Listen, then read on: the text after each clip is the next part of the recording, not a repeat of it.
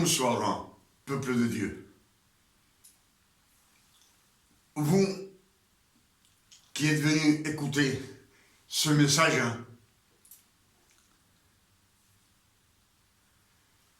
sachez que ce n'est pas par hasard que vous êtes venus. C'est le Père éternel qui vous a élu ce soir afin que vous receviez l'enseignance du véritable évangile. C'est pour cela que ce soir, je vous souhaite la bienvenue dans l'église des révélations. Si on est ensemble ce soir, c'est voulu du Père éternel. Rien n'est au hasard. Tout a été écrit pour nous, pour la fin des temps. Amen. C'est pour cela que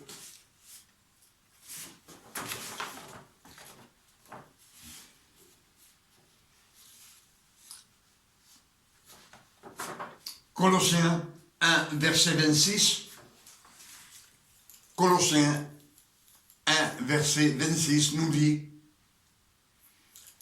les mystères cachés de tous les âges, de tous les temps, de tous les siècles, révélés maintenant à ses saints. Maintenant, c'est aujourd'hui, dans l'année 2025. C'est pour cela que le Père éternel nous donne beaucoup de révélations. Il a ouvert les portes du ciel pour ses fils, afin qu'on connaisse le vrai évangile, les nouvelles révélations qu'il nous a données dans cette année 2025. Amen.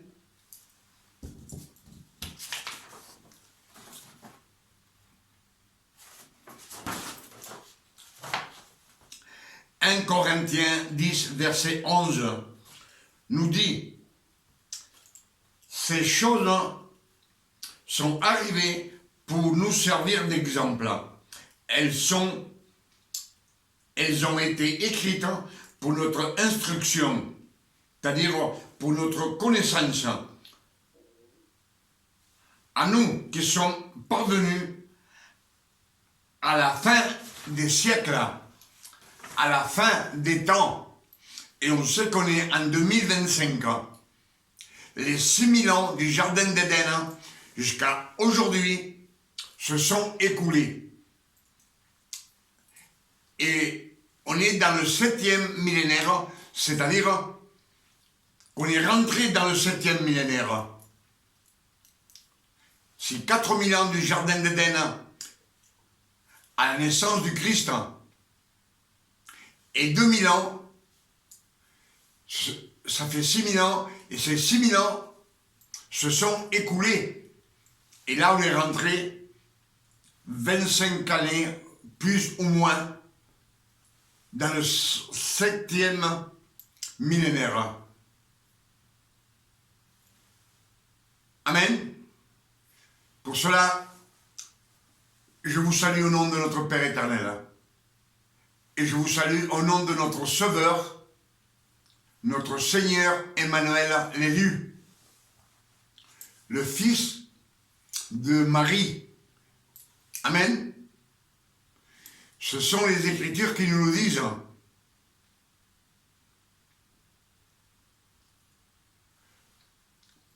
Matthieu 1, verset 23, nous dit que l'ange Gabriel lui-même est descendu voir la Vierge Marie et il lui a dit, Marie, tu auras un fils. Elle était élue, Marie, parmi toutes les jeunes filles de l'époque. Et l'ange Gabriel lui dit, tu auras un fils et on lui donnera le nom de Emmanuel. On lui donnera le nom de Emmanuel. Amen. Ceux qui le nomment, ces apôtres, on sait qu'ils l'appellent mon Seigneur, mais le peuple de l'époque, quand ils parlent de lui, ils disent Mais ce n'est pas lui, le fils de Joseph et le fils de Marie, Emmanuel. Pas Jésus. Jésus, c'est un nom latin. C'est les latins qui l'ont inscrit dans les Saintes Écritures. Eux, ils gouvernaient le monde pendant des siècles. Amen. Mais ce nom de Emmanuel, Dieu parmi nous, c'est le Père éternel qui lui a donné ce nom. C'est personne d'autre.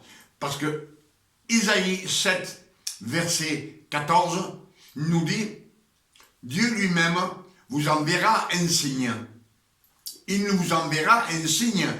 Enverra, c'est pour le futur. Et on sait que, il nous dit que la jeune fille sera enceinte. Elle enfantera un fils. Et elle, c'est elle qui lui donne le nom de Emmanuel, Dieu parmi nous. Amen. Et on sait que c'est le Père éternel qui fait prophétiser le prophète Isaïe 600 années avant la naissance du Christ. Amen.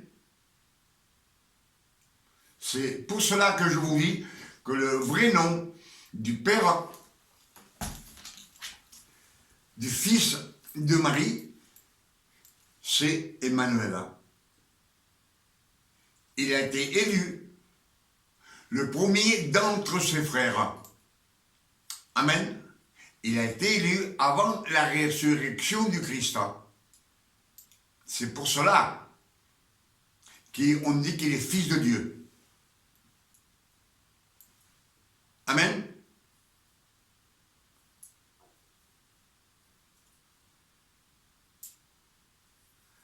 Et si le Père éternel, dans cette année, nous donne autant de révélations, c'est afin que le monde entier vienne sur le chemin de la vérité, du véritable évangile. Les nouvelles révélations que le Père éternel nous donne chaque jour dans cette année 2025. Amen.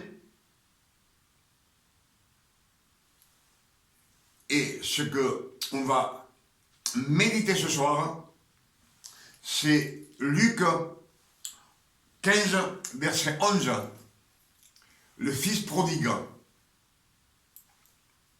Le fils prodigue, on sait bien que dans les Écritures, ils nous disent qu'un père avait deux fils. Et le plus jeune lui demanda son héritage. Il lui dit, donne-moi ma part d'héritage, qu'il veut partir. Il part. Et le père partagea l'héritage entre le fils aîné et le fils cadet, le plus jeune. Et quelques jours après, le fils cadet, le fils prodigue, prend tous ses biens et il part. Il part dans un pays lointain, loin du père. Et là, il vit dans la débauche. On sait qu'il vit dans l'adultère, dans l'ivresse, dans le mal. Il vit dans les ténèbres. Amen. On sait que toute personne humaine, quand il est né, il ne connaît pas le mal. Il ne connaît rien de la méchanceté, ni du péché, ni de la transgression. Il vient de naître. C'est pour cela que le Père éternel nous dit de renaître. Il nous a fait renaître de nouveau. Amen. Et cet homme qui est dans les ténèbres, dans le monde, un jour, dans ce pays, il y a une famine. Et cet homme, tous ses biens, il les a gaspillés. Et il n'a plus rien pour manger. Alors, il a été travaillé dans une ferme où on élève les porcs. Et on sait que pour un juif, élever les porcs, c'est tomber le plus bas de son âme. Amen. Et un jour, on dit, les Écritures nous disent qu'il se dit, dans la maison de mon père, il y a du pain en abondance. Du pain en abondance. Même les ouvriers, ils ont du pain en abondance. Amen. Mais le pain, on sait que c'est pour manger, la nourriture. Mais dans les Écritures, il nous parle beaucoup de fois, il nous parle du pain. Du pain sans levain. La manne, le pain qui descend du ciel. Amen.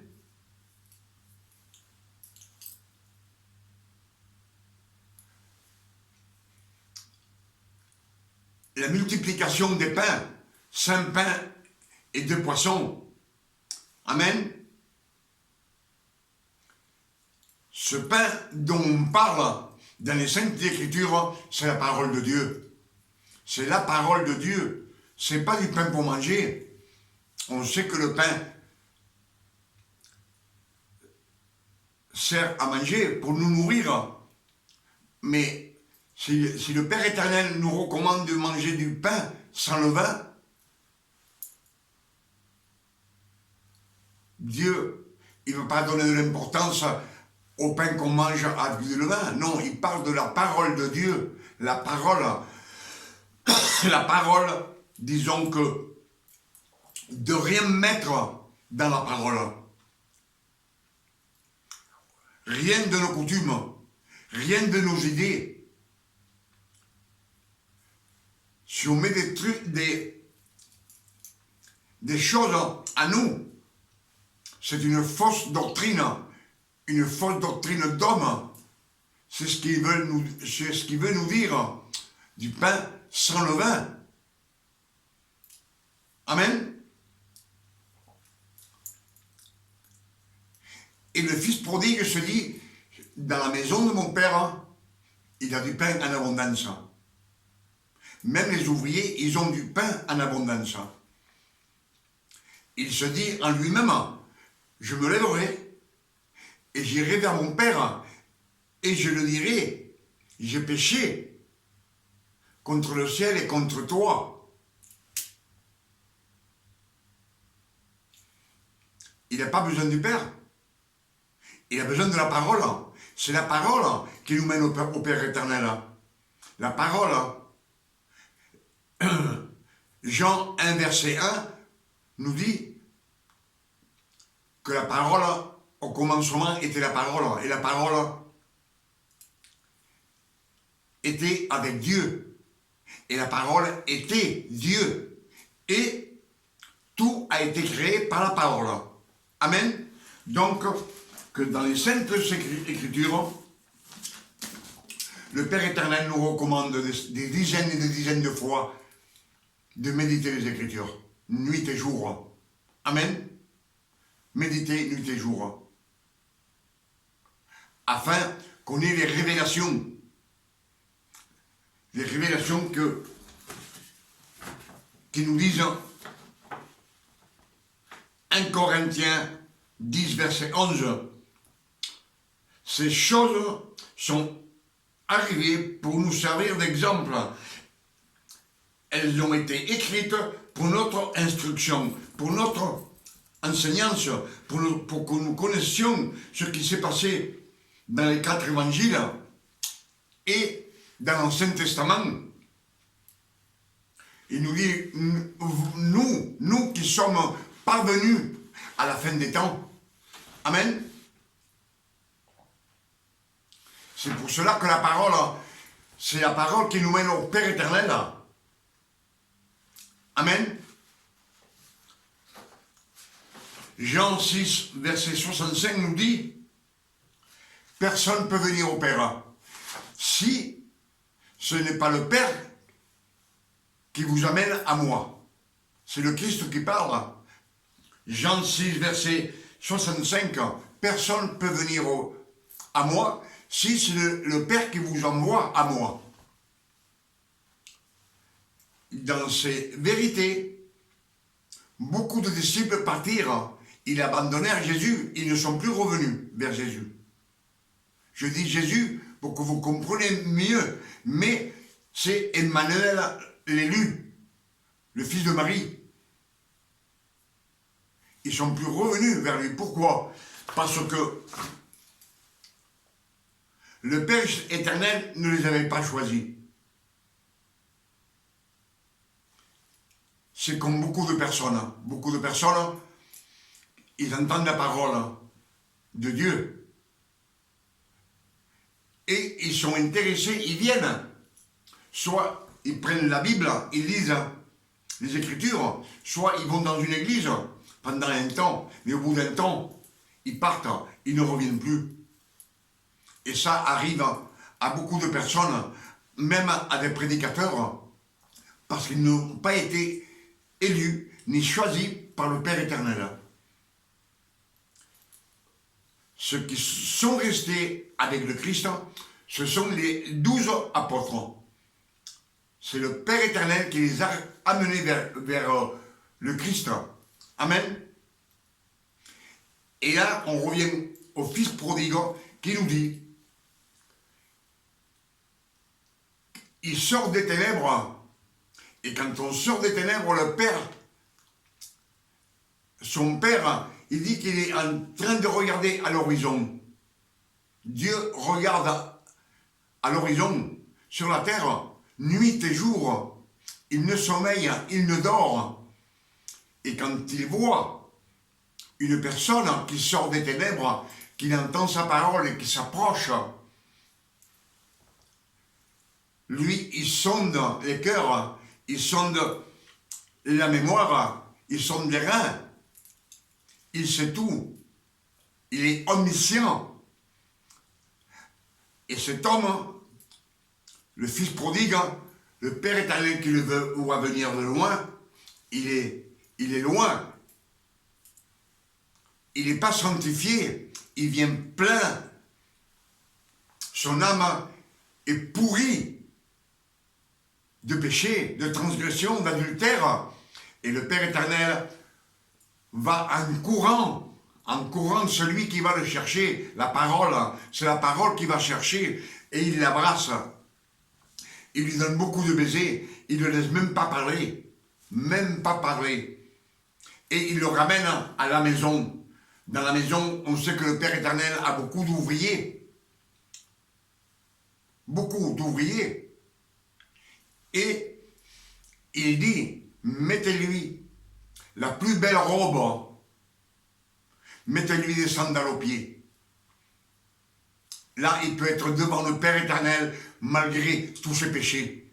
Il dit, mettez-lui une alliance, un anneau d'or, au doigt qui représente la nouvelle alliance, le nouveau pacte, celui que le Christ donna à ses disciples le soir de la Pâque. Amen. Il leur dit, faites ceci en ma mémoire. Amen. Et il lui met des sandales aux pieds, même qu'il est plein de péché. Et on sait que Moïse, quand il monte au mont de Hébron, où il y a le buisson ardent, il vient plein de péché. C'est un prince, Moïse. Il a vécu comme un prince. Et il lui dit, déchosse-toi, car tu es sur une terre sainte. Amen. Et là, le Fils prodigue qui vient avec une âme pleine de transgressions, comme on dirait, une robe pleine de taches. Amen. Et il dit à ses ouvriers qui représentent ceux de la loi, amen, il dit tuez le veau gras. Amen. Et alors, le fils prodigue, le Père éternel l'a sanctifié, mais qu'est-ce qui lui manque? Il lui manque de manger le veau gras qui représente la chair du Christ et le sang du Christ. Amen. Et quand le fils aîné, il vient du dehors, il est dans les champs, il est en train de travailler. Le fils aîné représente un fils qui est sous la loi. Il s'approche de la maison, et quand le Père éternel, il dit, tuez le veau gras, réjouissez-vous. Et quand le fils aîné vient, il entend la musique et les danses. Il ne veut pas rentrer. Pourtant, le Père éternel sort de la maison. Lui, il n'est pas habitué à entendre la musique et entendre les danses. Pour cela, il ne veut pas rentrer. Il dit à son père, il lui dit, ton fils, c'est plus son frère. Ton fils, qu'il est parti, il a lapidé tout est bien. Et là, quand il revient, tu as tué le veau gras pour lui. Amen. Il dit, moi qui suis toujours avec toi, je t'ai toujours bien servi. Tu ne m'as jamais rien donné, même pas un chevreau pour me divertir avec mes amis. Amen. Avec ses amis, c'est pas pour se divertir avec le Père éternel, non, c'est avec ses amis. Il n'y a pas d'amour avec le Père éternel. Ce sont ceux de la loi.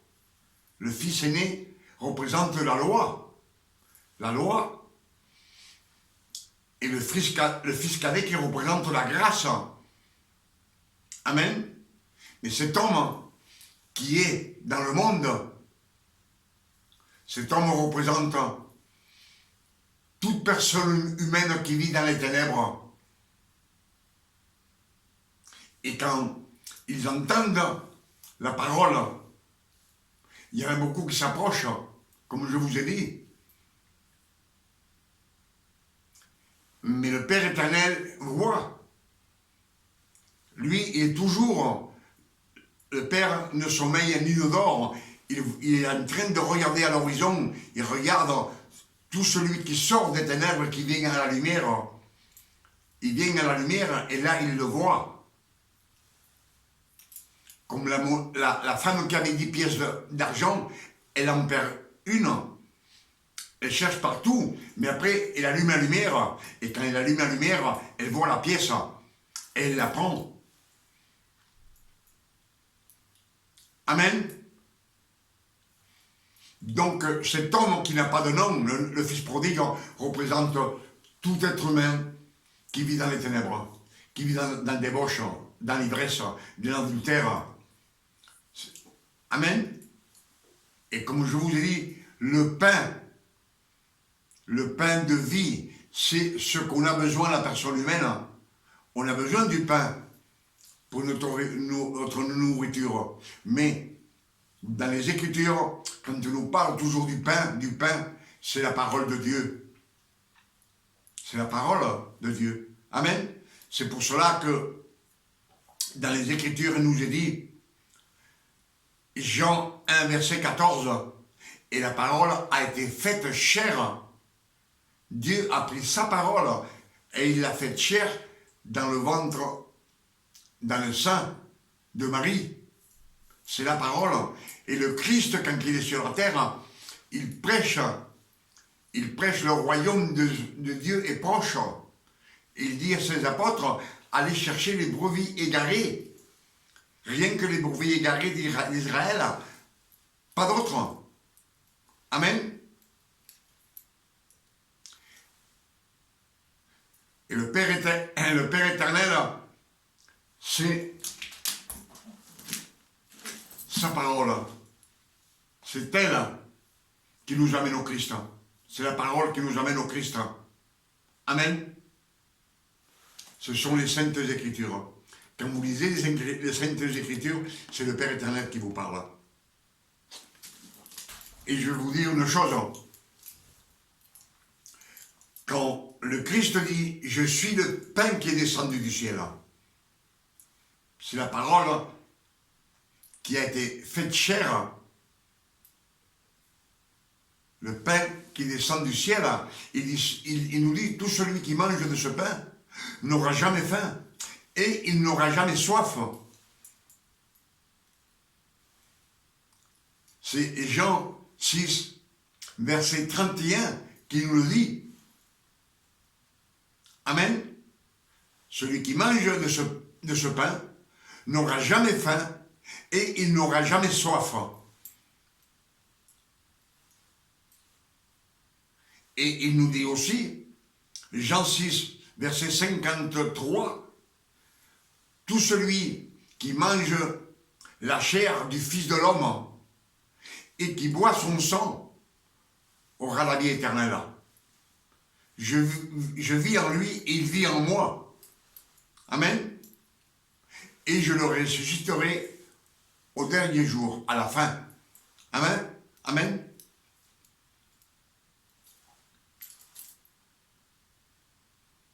C'est ce que disent les Écritures. Mais il nous dit aussi, le verset suivant nous dit, Jean 6, verset 50, soit le 52 ou le 54, nous dit, mais tout celui qui ne mange pas la chair du Fils de l'homme et qu'il ne boit pas son sang, il n'a pas la vie en lui. Il n'a pas la vie en lui. S'il n'a pas la vie en lui, c'est qu'il est mort spirituellement. Amen. Et spirituellement, il est mort. Ce qui nous sauve, c'est la Sainte Seine. C'est ce qui nous dit le Christ. Celui qui mange le corps du Christ, la chair du Christ, et qui boit son sang, aura la vie éternelle. Donc c'est le sang du Christ qui nous sauve. C'est pour cela que le soir de la Pâque, le Christ donna le pain et le vin. Premier, il donna le pain et après il donna le vin à ses disciples. Et il leur dit, faites ceci en ma mémoire. Mais lui aussi, il mange le pain et il boit le vin, lui aussi. Parce qu'il est de chair et de sang. Amen.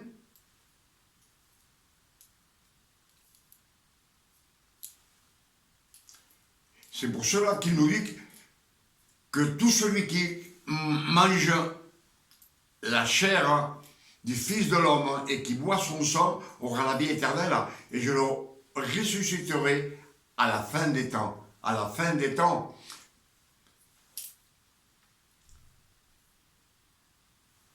Amen. Et 1 Thessaloniciens 4, verset 16, nous dit, Dieu lui-même, il dit, qu'à la voix d'un archange et au son de la trompette de Dieu, Dieu descendra du ciel. Dieu descend du ciel, pas le Christ, c'est Dieu qui descend du ciel. On nous a donné beaucoup de fausses doctrines. Les fausses doctrines d'hommes. Amen. C'est pour ça qu'on les prêche. On a prêché beaucoup de doctrines d'hommes qui sont fausses. Des fausses doctrines d'hommes. Et ces doctrines nous mènent à la perdition, au feu de l'enfer. Il nous dit bien, Dieu descendra du ciel et tous les morts en Christ ressusciteront. C'est ce qu'il dit. Et nous, c'est Paul qui dit ça, nous, qui sommes restés, on n'est pas morts, on est vivants. Il nous dit que dans un clin d'œil, on rejoindra les ressuscités. Ensemble, on rejoindra le Père éternel dans les cieux célestes et on vivra avec lui pour toute l'éternité. Amen. Je pense que quand on lit les Écritures, tout était clair. Si le Père éternel nous dit des dizaines de fois, écoutez ma parole, soyez attentifs, méditez les Écritures, nuit et jour. Il nous le dit beaucoup de fois. C'est un conseil qu'il nous donne, parce qu'on a le libre arbitre et on peut écouter le Père éternel, et si on ne veut pas, on ne l'écoute pas. Vous savez,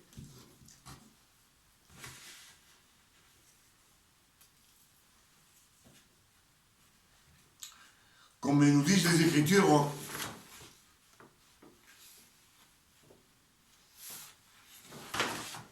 je veux bien le trouver, par ici il est écrit, ils nous disent les Écritures,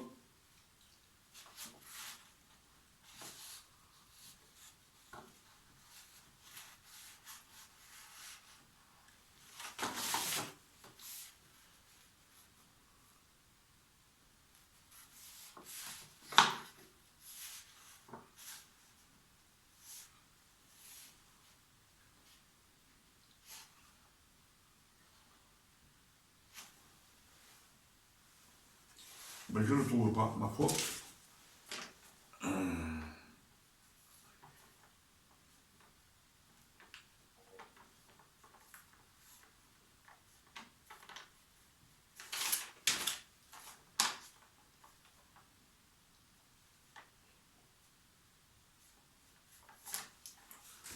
Enfin, je ne sais pas comment...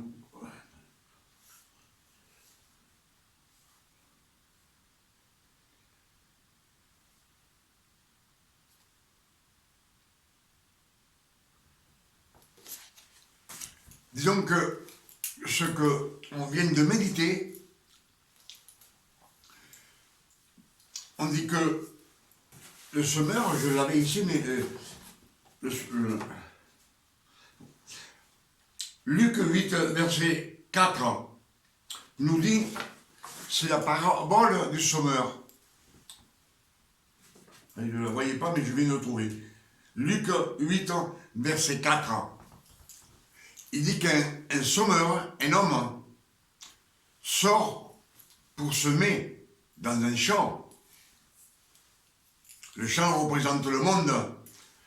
Et comme nous, quand on prêche pour le peuple, pour tout le peuple, il dit qu'une partie de la semence tomba sur le chemin.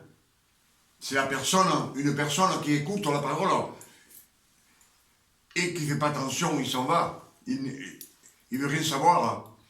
Il y a une autre partie de la semence qui tombe sur les pierres, sur le rocailleux. Et là, il est heureux. Mais c'est-à-dire qu'à un moment, comme beaucoup d'hommes, ils viennent à l'église, ils écoutent, puis ils repartent. Après c'est fini, ils ne reviennent plus. Il y a une autre part de la semence qui tombe dans les épines, dans les ronces.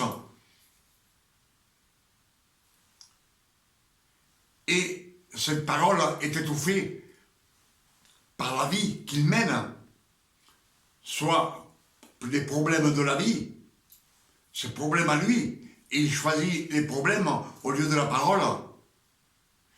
Et une autre partie tombe dans la bonne terre. La bonne terre, c'est la personne qui reçoit la parole de Dieu. Et qu'il insiste sur cette parole et prend connaissance, il la médite nuit et jour jusqu'à ce qu'il se remplisse de l'eau de la parole. Amen. C'est pour cela qu'il donne du fruit pour le Père éternel. Amen. On voit que là, il y a 4 genres de personnes, 4 mentalités différentes. Le numéro 4, c'est pour le monde entier. Et quand le semeur, il lance la semence qui sème, c'est pour le monde entier. Comme tous les prédicateurs qui prêchent. S'ils prêchent la semence, c'est pour le monde entier. Mais il faut prêcher la vérité. Les nouvelles révélations que le Père éternel nous donne dans cette année 2025, c'est la vérité qui vous sauve, pas les fausses doctrines. Vous savez, si on nous a prêché que Christ viendrait chercher l'Église, on vient d'écouter, c'est Dieu qui descend du ciel.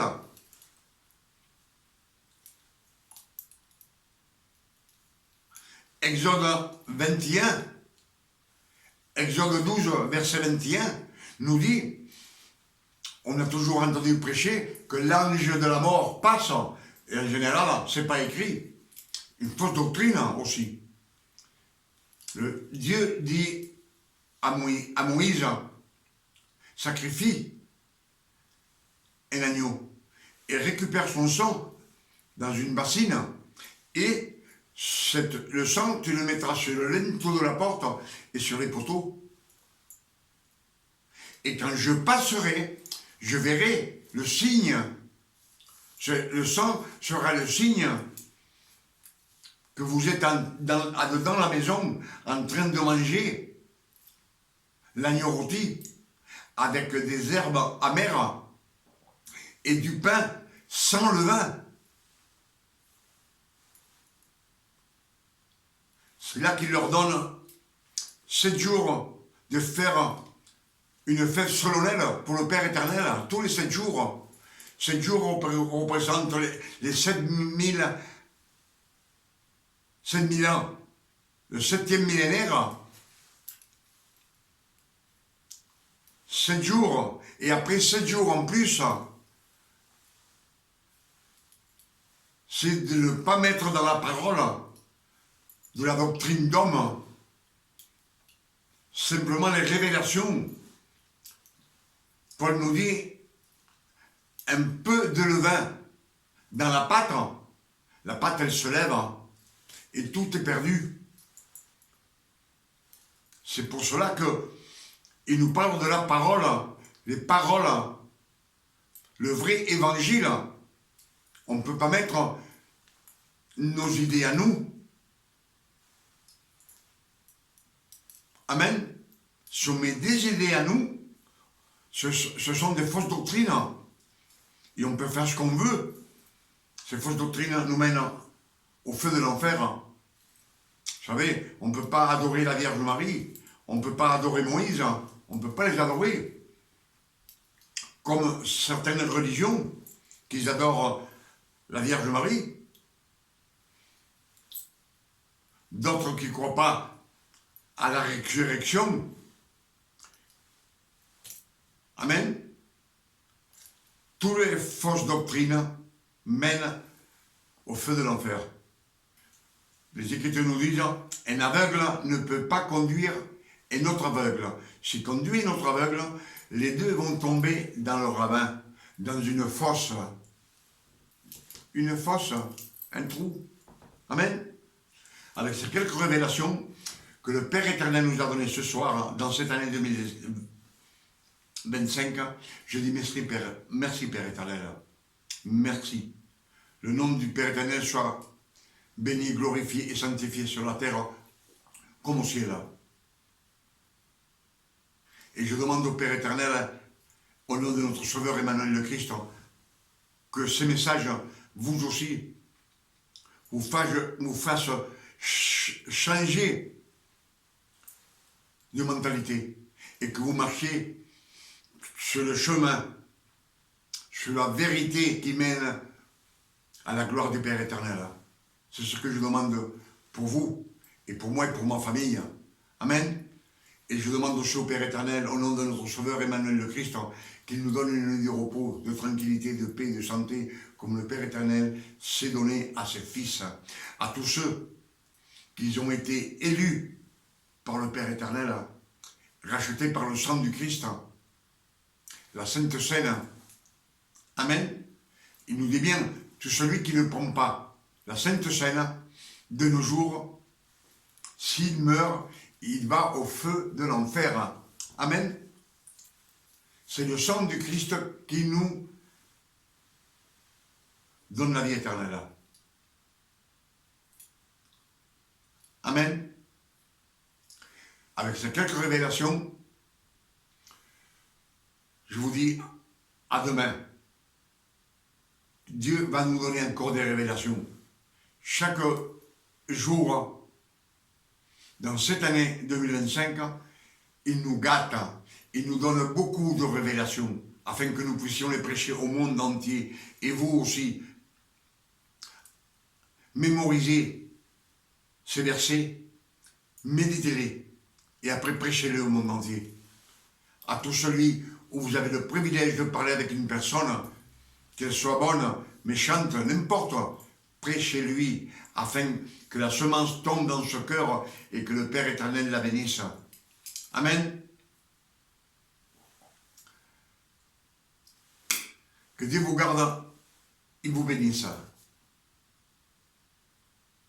À bientôt.